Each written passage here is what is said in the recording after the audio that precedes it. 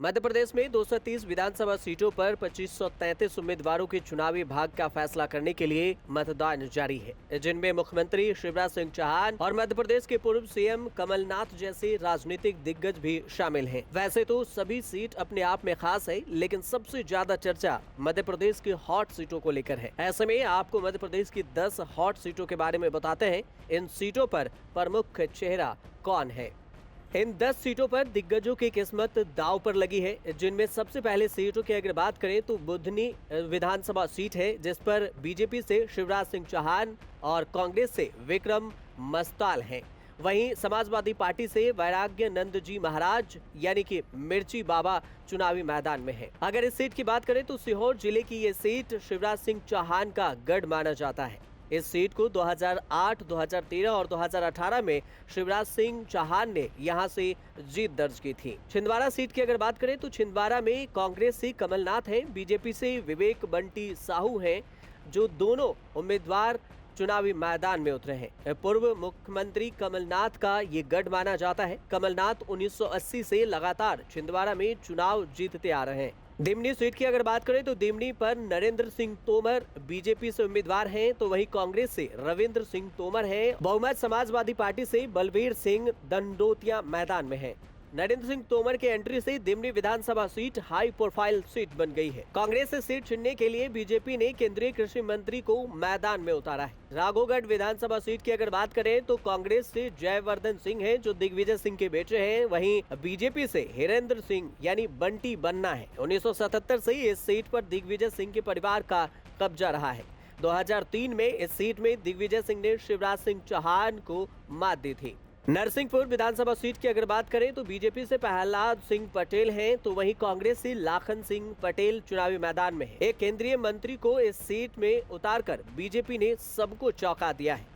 लगातार 2 बार से चुनाव जीत रहे जालम सिंह पटेल का टिकट बीजेपी ने इस सीट से काटकर प्रहलाद सिंह पटेल को मैदान में उतारा। वहीं इंदौर 1 विधानसभा सीट की अगर बात करें तो बीजेपी से कैलाश विजयवर्गीय मैदान में हैं, तो वहीं कांग्रेस से संजय शुक्ला को मैदान में उतारा गया है। बीजेपी के राष्ट्रीय महासचिव को टिकट मिलने के चलते वीआईपी सीट बन गई है इंदौर 1।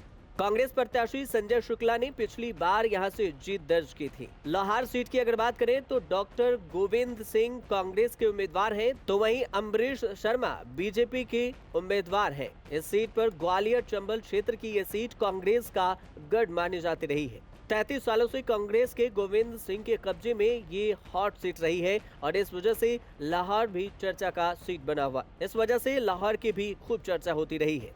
दतिया सीट की अगर बात करें तो नरोत्तम मिश्रा बीजेपी से उम्मीदवार हैं, तो वहीं कांग्रेस से राजेंद्र भारती हैं। 2008 से इस सीट पर है गृह मंत्री नरोत्तम मिश्रा का ही कब्जा है। इस सीट से कांग्रेस ने पहले अवधेश नायक को मैदान में उतारा था, बाद में अपनी प्रत्याशी बदलकर राजेंद्र भारती को मैदान में उतारा। चुरहट सीट की अगर बात करें तो चुरहट विधानसभा सीट पर कांग्रेस से अजय सिंह है, तो वहीं बीजेपी से शारेंदु तिवारी मैदान में है। पूर्व मुख्यमंत्री और दिवंगत कांग्रेस नेता अर्जुन सिंह का ये गढ़ माना जाता है। चुरहट से पिछले विधानसभा चुनाव में अर्जुन सिंह के बेटे अजय सिंह को शारेंदु तिवारी ने मात दी थी। नेवास विधानसभा सीट की अगर बात करें तो फग्गन सिंह कुलस्ते बीजेपी से उम्मीदवार हैं, तो वहीं कांग्रेस से डॉक्टर अशोक मर्स कोले चुनावी मैदान में हैं। यहाँ जिस पार्टी की जीत होती है उसी की सरकार भी बनती है। 5 दशकों से इस सीट को लेकर यही परंपरा है। कांग्रेस को यहाँ मात देने के लिए बीजेपी ने केंद्रीय मंत्री को चुनावी मैदान में उतारा है।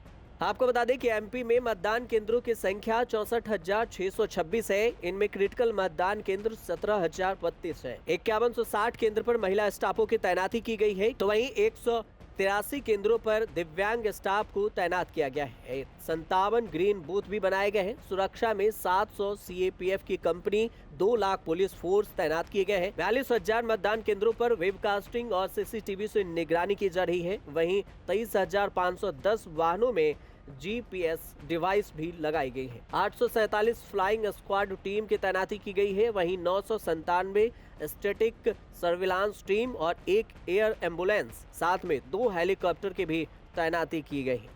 ब्यूरो रिपोर्ट, न्यूज़ तक।